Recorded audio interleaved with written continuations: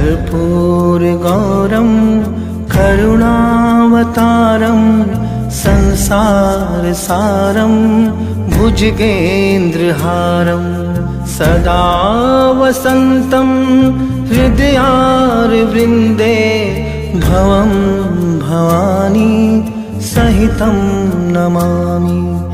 मायाकुण्डलिनी क्रिया मधुमती काली कला मालिनी मातंगी विजया जया भगवती देवी शिवा शाम्भवी शक्ति शंकर बलभातिनयना बाघवाहिनी भैरवी ह्रींकाली त्रिपुरा